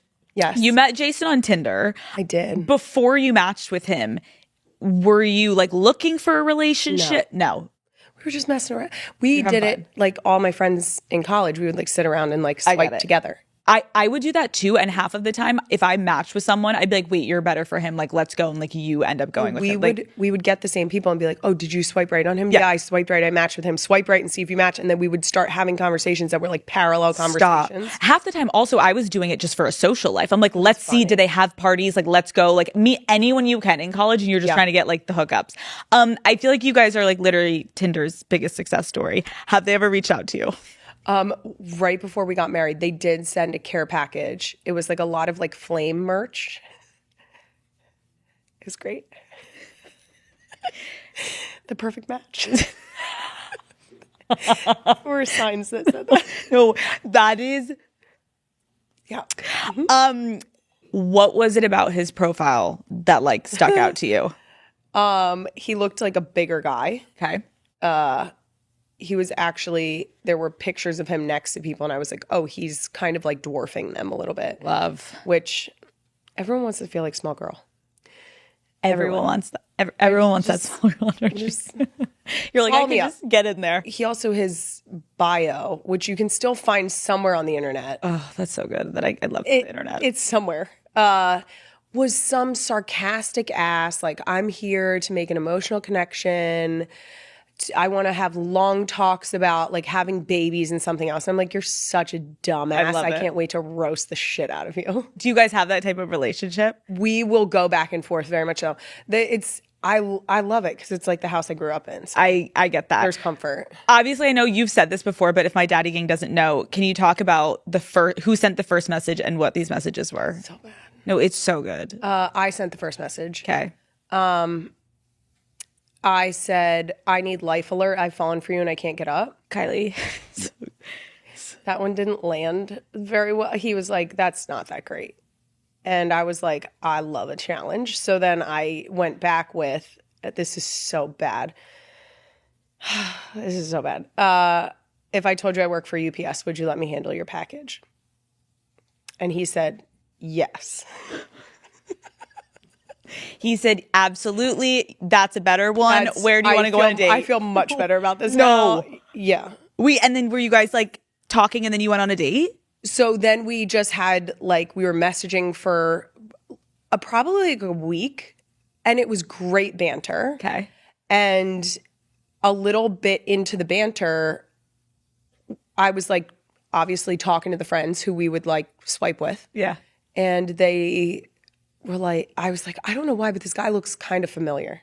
Oh. So then we start Googling with all the information we had. Jason, 27, Philadelphia. Oh my God. Then I was like, he had to have been an athlete because you could just tell by his build. So then I'm looking up like Philadelphia college roster, because like you can find anyone on a college roster. Wait, he didn't have a picture of him like in his jersey? No. Oh my God. I feel like all the douches on Raya that have their like fucking profile picture with them in like their Ravens jersey. It's like he didn't lead with that. Years later, I said something in front of him about, well, he had nothing on his profile, like no pictures. And he was like, yes, I did. I was like, no, you didn't. Come to find out, one of the photos that he had used was actually a television shot. But because of the way Tinder formatted the picture, it chopped everything. So then the ticker at the bottom, the like graphic at the top that showed that it was a football game was completely cut out. And so all it was like a tight shot of him with like his beard, and he was like well groomed. And I was like, if now like remembering the picture, like now you would know. But there was no indication. Okay, but that still is like a very big green flag, because I do think it's like if you are a professional athlete and you're feeling like you have to lead with your uniform, say less. We know what you're out here for. I mean, here's the thing. It's true. Do it. Oh yeah, do your thing. Do your thing. Do your thing. But Jason wasn't doing that. No. Okay, what was your first impression when you met him in person for the first time? He was hammered, like drunk. Already before, like, were you guys going on a date or you were just going to hang out? I was just going to meet up with him. So after we figured out who he was by Googling, we thought it was a catfish. My friends and I were like, why would he be on Tinder? That's so ridiculous. That makes sense. So after a couple days, he said, come and meet us out at this bar. And my friend, the one, you know, like you have that friend that's just like ride or die. Like, Yeah. Like, let's go. we got to see how this pans out. She made a great point. It's either going to be a catfish, which is hilarious. Right. Or it's going to be him, also hilarious. Both options We're going are to great. find out. Yep. So we went and met him at a bar in Philly. We walk in and he's sitting at the bar and I'm like, oh, so it's not a catfish. He has since claimed that like it was like a light came down, an angel. I'm like, no, you were fucking shit-faced. Okay. Like, you could barely see out of your left your eye. eyes were going the opposite direction. Wait, why did he ever explain like why he was on Tinder? No. I think he was just messing around. Yeah, like he was just like looking for, but I get what you're saying. Like people would assume he's a catfish because it's like, why is Jason Why would Kelsey he be on Tinder? Yes. But Now, maybe that was granted, like the allure. Like, we met before he did like the mummer suit, Okay. Before all that. So Yeah. he was like a little bit quieter then, but even Philadelphia is such a crazy fan base that they know the offensive linemen. So yeah. it's kind of fun. Did anyone notice him when you guys were there? Well, it was after the Eagles Christmas party. So he was there with like a bunch of his teammates. Oh, so that's why he was fucking hammered. Yes. Oh, annihilated. And there are like stories after the fact of like what he was doing at the Christmas party. And I'm like, I don't even know how you made it to the bar. Right, like I don't know how you remembered me. Yes. He remembered me walking in and then at some point tasting the Shirley Temple that I had ordered because it was the only non-alcoholic drink he had that day. So he was like, it was the most refreshing sip I had in what felt like weeks. I love that for Jason. He's like, oh yeah, thank you so much. Give me some hydration. Yes. Did you have any like hesitations about dating a professional athlete? I told no one. Interesting. For months. Why? Because if it was a situation where it was going to be like we hooked up and that was it, I didn't want to be like, because after a few times of hanging out, I was like, shit, Yeah. you're great. And there's clearly, I like very much am into this. Mm-hmm. And so I was like, if it's just me and it's not him that's into this, I want to make sure that I'm not then labeled the bimbo. I get that. And that's fucking tough because it correct me if I'm wrong, but I feel like when you're in that position, you can feel like because they are successful and you're someone in college, you're like, they do have the power almost. And there is a power. Yeah. You're like, fuck, like I kind of don't want to get my heart broken here. And I don't want to look like the idiot because people assume that women are flocking after these people and you just don't want to look dumb. Yes. And I feel like that is a natural feeling that's like hard to admit, but it's like the reality of the situation. Yeah. And I didn't want to seem vulnerable in that situation. Yeah. To allow the space. Like I like I said, not super sensitive. So I was like kind of like if this doesn't work out, it's okay. But then it got to like a few times of hanging out and I'm like, well, I would actually be like disappointed. Like I'm really into him. When did you know you were like absolutely falling in love with him? I mean, probably like 2 months in.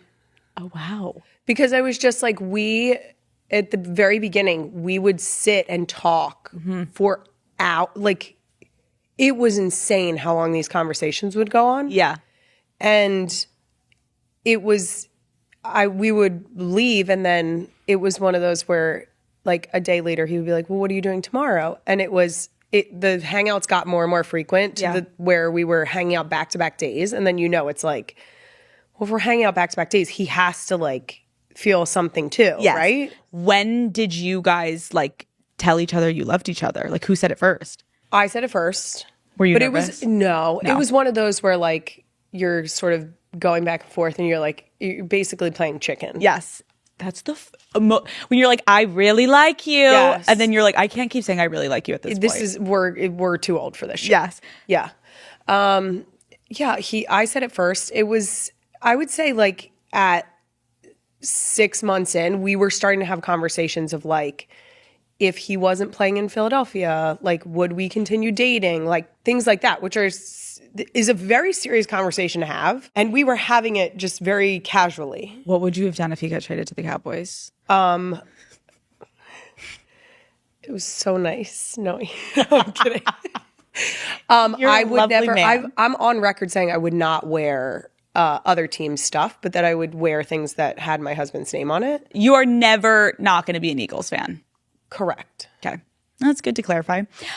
Once your friends found out you were dating him, like I had dated this professional athlete when I was in college, and I remember he slept in my dorm room and it made it on Twitter, and everyone was like, what the actual fuck is that guy? He just won a World Series and he's leaving a sophomore's dorm room, which now is like controversial when I think about like the age gap, but that's another conversation for another time. But I remember people on campus being like, Cooper, what the fuck? Why is he in there? Like, did girls start to be like, Kylie, what is happening?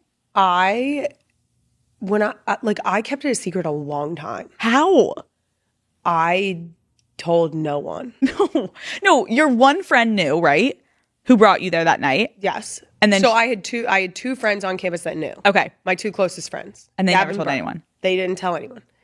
And my teammates knew at some point that I was seeing someone. Oh my God. And there was one time, which is funny because Cabrini was such a small school, where I was talking to one of my teammates and she said, like, who is this guy you're seeing? I was like, he lives in the city. And they were like, why are you being so sketchy about it? And I was like, because he has a job that's kind of public. I'm not going to get into it. When you say that, Kylie, immediately like, so who is it? Well, that's what happened. And so I was just like, oh, like he plays for the Eagles. We got there eventually. Like it was, Right. it was a very roundabout way, but we got there. And Pulling teeth. One of my college teammates was like, oh, that's so funny. I know this girl from back home who met this Eagle on Tinder, No. but it can't be the same guy because this guy was hideous. No. I was like, really? What does he look like? And she was like, I'm going to text her right now and figure out what his name was. 5 minutes later, his name was Jason. No, you're fucking lying. I was like, Kylie. yeah. No. It was one of those moments where you're just like, this is validation.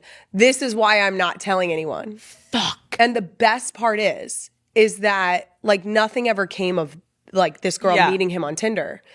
And so like I eventually got to the bottom of that, but I just thought it was so funny that in the one moment where I was like, okay, am I gonna let my guard down? And someone just comes for you. And she just was like, oh, like I know a girl from back home that met an Eagle on Tinder. And I was just like, no way. You're like, who could it be? I'm going to die. Yeah. You're like, Jason. And I was like, okay. Your eyes twitching. You're like, Yeah. It's pulling out your fine. phone. You're like, Yeah. what the fuck? And it was like months before we met. But I get it in that moment. Like, there's nothing worse than finally being open to your friends and honest. Oh. And then that moment, understandably, you're dating a public person. So Yes. anyone and everyone who has had any It's fair like game. interaction or even seen him in a room before is going to be like, I know him. Yes. And you're going to be like, wait, what? And that must have been so jarring. Did you ever have any like not trust issues with friends, but did you ever, once things got more serious, have people kind of you feeling like they were in it for the wrong intentions, whether it was like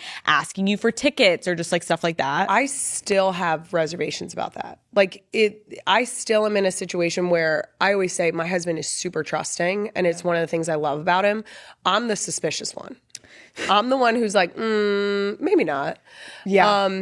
And it's a weird place to be because like I have 3 young children, almost 4. I am very much in the time of my life where I should be like making mom friends. And I hesitate on branching out too much because I always think like, are you just trying to double date? Because it's my husband. Does your husband have a hard on for my husband? Is that They're what's like, happening here? yes. Yeah. No, I could see that. And I feel like obviously now you guys are even more public with obviously Travis and Taylor. Yeah. So you guys are like, everyone is just like, what are you guys doing? Yes. And you're like, again, I'm coloring in my kitchen. Leave Yes, me alone. exactly. How did your family react when they met Jason? They loved him. My dad was the last person I wanted to find out because I knew he would be like, you're not a bimbo. But he's an Eagles fan, right? Yes, but his dad very much overwhelmed the excitement of that he's an Eagle. And my dad is very much girl dad, like protective, gonna make sure that you hold yourself the right way and that you present yourself well. And he also always told my sister and I, like, don't ever be dependent on the person you're with. Don't ever. Like, you always need to make sure that you have your own stuff going on, that you could always support yourself, that like if anything were to ever happen, that you would not be completely. It's great advice. It's the best. Yeah. But he was the one I was most concerned about.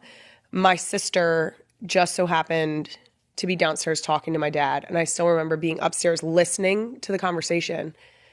They had been talking to the neighbor about how he was playing football, like tiny, like little kid football, and that my dad was asking him who his favorite player was. So at that point, my sister knew. The neighbor's favorite player was Jason. And so I hear Jason's name come up, and I hear my sister start to sort of egg my dad on and be like, no way, that's crazy. And so I go down the steps and I was like, you're awful. And she was like, why? And she tried to rescue me. She did. I give my sister credit in this moment. She tried to rescue me. She tried to be like, hey, this is not the direction that conversation was going. And my dad was like, why are you so bothered by that? And so then we had a coming to Jesus moment. Wait, stop. That's where you told him? You were like, well. Yes. And because then my sister was like, she knows him. What did your dad say? My dad was appalled. My dad was not happy. He was actually very disturbed. Very disturbed. He's like, you can't take Sunday Night Football from me, Kylie. He was like, that's do the not Eagles, ruin this. And Do not ruin this for me. I can't picture this. I cannot Church and separate. state. That's it. Wait, so when did they meet for the first time? At my aunt's house in Northeast Philly. I jokingly was like, you can come if you want. Because he was like, what are you doing tonight? And I was like, going to my aunt's house. We're going to have burgers and hang out. And he was like, oh. I was like, do you want to come? And he was like, yeah, okay. I was like, oh no. Oh no. So he met like a bunch of your family. And he met the family that I'm closest with, yeah. And what was your dad? Was your dad fangirling, or was he like a hard ass? He did not fangirl. Okay. And he wasn't a hard ass. Okay. My dad is very warm and fuzzy. Okay. He will not stop talking if you paid him. But internally, he grew up with 6 sisters. Like he knows how to get a word in. Okay. He talked to him, and afterwards was like, he's actually nothing like I would have thought a professional athlete would have been. Fair. Love. Because he just came in, sat down. My aunt's like feeding him shrimp and burgers, and he was just like, okay. Was your mom obsessed with him? My mom, I think I get my skepticism from my mom, because she was like, she loved him, but she was like, okay. Mm-hmm. So like, we'll see how this goes. Yeah. What was your first impression of the Kelsey family? Delightful. Really? Yeah, they're all so sweet. And honestly, the first time that I met all of them. Yeah. Well, the first time I met his dad was over the phone, and it freaked me out because they sounded so much alike. Oh, like, that's it weird. sounded like Jason in 50 Years. Yeah. It was strange. Love.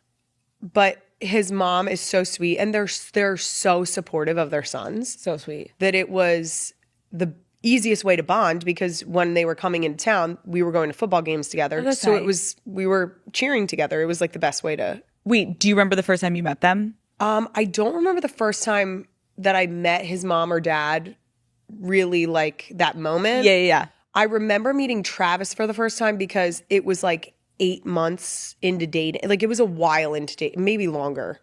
It was a long time into dating. It was football season. Oh, right. He plays football too. Oh, right. Yeah, he was busy. Oh, all right. He was just a little Super busy. casual. And then when did you meet him for the first time? In Hawaii for Pro Bowl. So we like we ended up meeting up in like the gift shop of the hotel. And it's the first time I met him. And it was just funny to me because he was like exactly on track with the rest of the family. Like warm and fuzzy, like just, oh, I've heard so much about you. And it was just like this very silly, like, Sweet. Oh. Like they're all kind of the same vibe.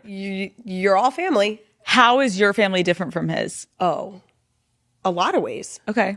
I tell everybody that, like when my friends got married, I was like, it's difficult because your in-laws are now your family, but they're not your family. So like if I wanted to, like if my dad was being ridiculous, I would call my dad and be like, you're being an asshole. So true. In a respectful way. Yes. Of course. But I would never call my father-in-law and be like, what are you doing? So true. So, and they also, like, my family is very, like, we talk about everything, like, to a fault, which is probably why I'm so, like, I hate lying. Just say what you're going to say. They will, like, be very nice about things. And I'm like, just say it. Are you mad? Like I just want to get straight for it. And they are very nice. Yeah. And, like, You're it's like, just guys, not the same. But I'm like, is anyone going to say, is someone, like. That is so relatable, though. I feel like I have the same thing with my husband where his family, they just call each other and they're like, what are you doing? And with my family, we all just like lightly tiptoe. And we want to like tiptoers. No, you're like bash the door We're open. stomping. Like, what the fuck are you doing? And you're like, I have a problem with you. But it's so funny merging families. I agree because I love my mother-in-law so much. But if we are ever having just like, oh, she's being annoying, I'm like, well, Matt, you tell her. Like, I'm not going to call Lisa and be like, Lisa, you're annoying me. But like, I agree that with my mom, I'm like, you need to seriously back up. So it's like yes, I agree. Family to a point. And then you're like, but there's boundaries still. 1,000%. In a positive way. You're my family, but I want to be like aggressively respectful. Yes. What is Donna's best quality as a mother-in-law? So, you know, when you see something blowing up on your socials, like a new makeup trend or a beauty tutorial, of course you want to try it yourself. That's when you head to Sephora. They have got the hottest names in beauty you can't miss. Brands like Laneige, K18, Rare Beauty, the ones that everyone is talking about. You guys know Sephora is where it's at. Every single, I would say, month, I have a huge trip that I do to Sephora, whether it's online or in store, and I go ham. I get myself stocked up. I get new things. I get my go-tos. It is just a place where you feel happy and you feel good. So Daddy Gang, the next big thing is only at Sephora. Shop now at Sephora.com. What is Donna's best quality as a mother-in-law? My biggest thing that I appreciate about her is that she is an amazing example of an independent woman. She is an expert traveler. Her and Ed are no longer together. They got divorced when the boys went to college, and she has not looked back. And I don't mean that in any way against Ed. I just mean it in like that she has been traveling, seeing the world. Like, she really is fulfilling like all of her travel dreams. Wow. And for me, I feel like that's such a cool example for our daughters that is something that excites her soul. So why wouldn't she do it? It's incredible. Yes. Okay, how would you describe your dynamic with Travis? The sad thing is we don't get to see each other very often. But whenever we're together, it's like, it really feels like it's just like the room of siblings. Like, it's, you just sort of like shoot the shit and have a good time, poke fun, and yeah. Does he ever ask you for like sisterly advice? Like, what role do you play to him? We've had like those types of conversations before.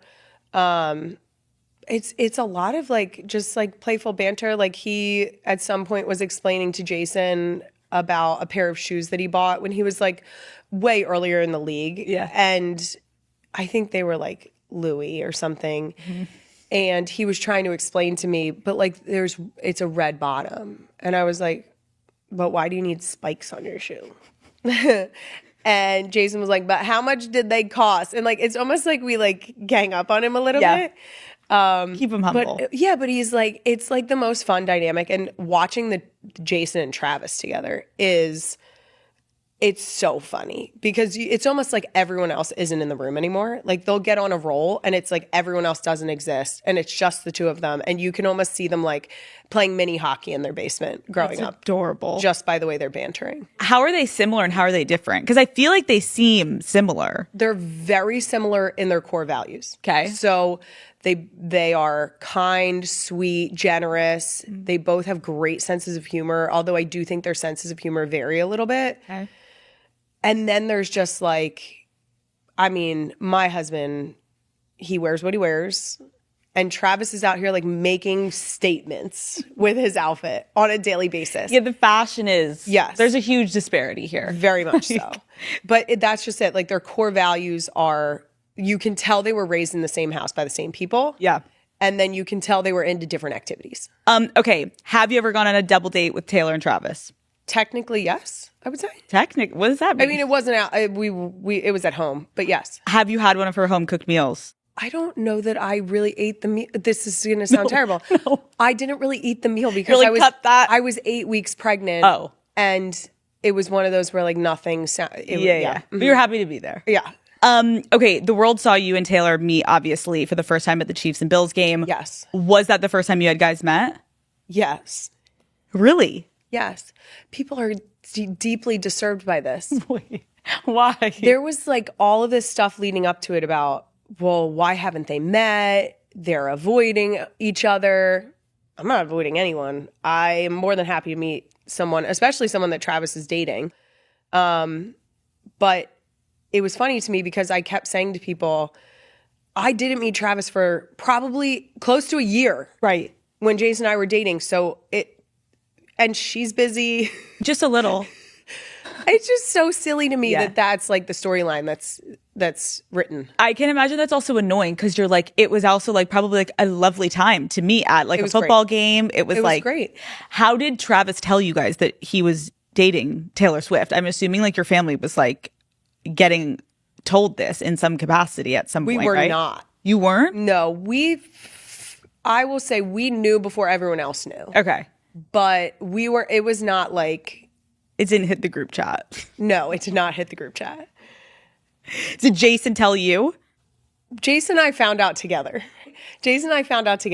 But we knew before, like, they hard launched with her going to a game. I would assume. Yeah. Okay, what is something surprising you guys have bonded over?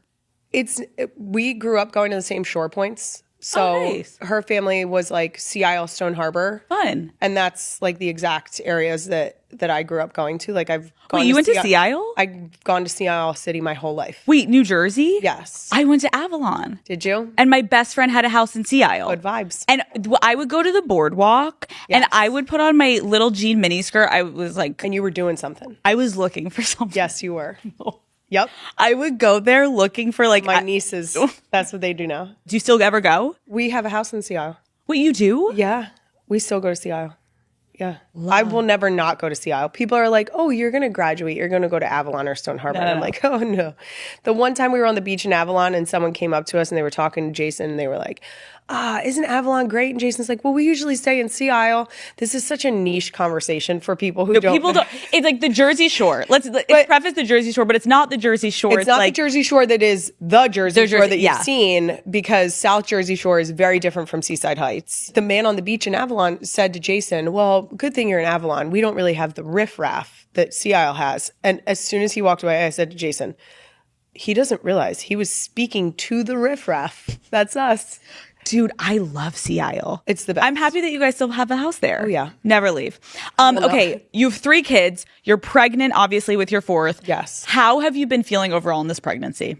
Pregnant? Yeah. I get nauseous all the way through. It's been every single one. For all the men listening, this is very important. Yes. What are 3 things that a husband should absolutely do when his wife is pregnant? Just like give the men some tips. Like, what do we need? Remember that your wife is growing a human. Okay. It's good. Like, sometimes I think guys are like, oh, she's fine. And I'm like, no, I'm like, you're actively building a human being. So like, just give her some grace. Yep. No, remember that it's not infinite, that this too shall pass.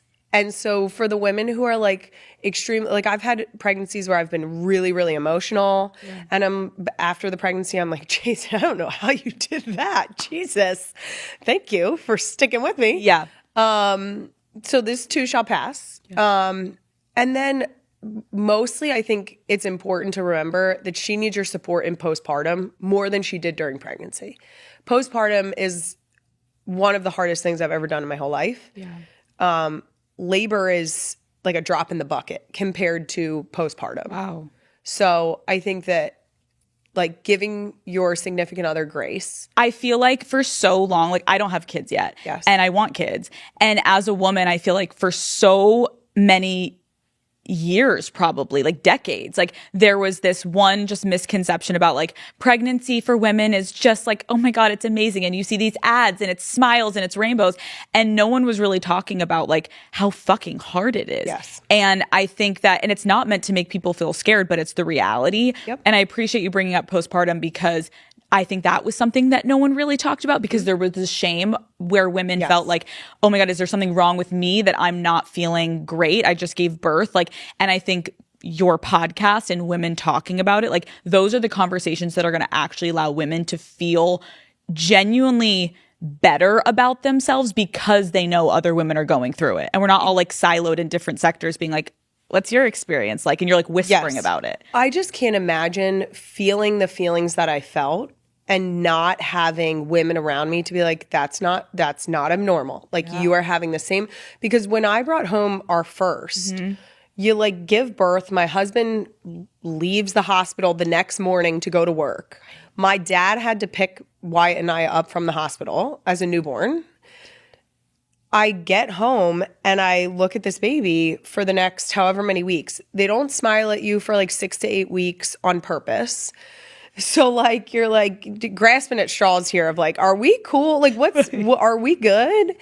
But I very much had this moment looking at Wyatt of like, but you're mine. Right. And I made you, and like, I did not feel that immediate, like, this is my baby and I will like it. I didn't have that. I didn't have that sensationalized, like, I'm a mother now. It was like a slow ease in when I always tell moms, especially first time moms, that 6 to 8 weeks when they start to smile at you on purpose, you're like, oh, we're cool. Like there is a connection here, because before that they are a blob. They cry, they poop, they eat, they sleep. That's it. But even when you just said that, Kylie, don't you feel like there is like a level of anxiety, I'm sure, for some women, I don't know if you had it, in like even admitting that, even though it's probably the more common experience. Think of how horrible that sounds. Right. Think of how horrible that sounds. You just built a human being, you give birth. Yes. And you're holding like this tiny little being that is completely dependent on you. And you're like, how it is so difficult to admit. Yeah. That you were not just like, this is the moment, right? Like, yeah. But to be able to say that out loud and to have other women hear it so that you're not racked with guilt when you take your first baby home and like realize that you're not having that moment of like, this is the most beautiful thing ever. Like we're both in diapers. I have a cooling pad on my lady bits. I am like afraid to sit down at any given point because it hurts so bad. And at the same time, every 2 hours, I'm supposed to connect you to my boob and something's going to happen. It is like, but it's beautiful. It's beautiful. No, and that is why I think people are loving you being so just honest about your experiences. And again, like I commend every woman out there that has had the best experience where they're like, my baby came out, it flew onto my chest and we've been happy ever since. Amazing. I love that. I love that for you. I hope that that's most people's experience. I agree. But I appreciate you being honest about it because it's like, it's not. Yeah. I think it's a lot more times your experience is more common. Yes. And no one was talking about it. So when the first few women started admitting it, I know I've seen things online of people like back in the day being like, what is wrong with her? Like, is she depressed? Is she like, maybe, but I don't know. Let's figure it out. Maybe because that also happens. Yes. What is Jason's best quality as a father? Oh, his patience. He has when I do think that we have a very complementary dynamic, that he can tell when I've like reached my breaking point, and he will tag in the most like calm, come on Ellie, like we'll go try this, or he gets them to eat more food than I could ever even imagine, because he'll just sit at the table and be like, well, that looks good to try. Or it's just this, he's firm when he needs to be, but he has this degree of patience where I'm just like, this is great. Is he excited for 4, or is he like, okay, we need to like bunker down and figure out how we're going to manage 4? No, I think he's ready for it. We just live in like a state of chaos. Like we're just like, this is fun. Love. We're having fun. Love. Okay, last 2 questions. What do you think is the biggest misconception about your family? that we're more interesting than we are.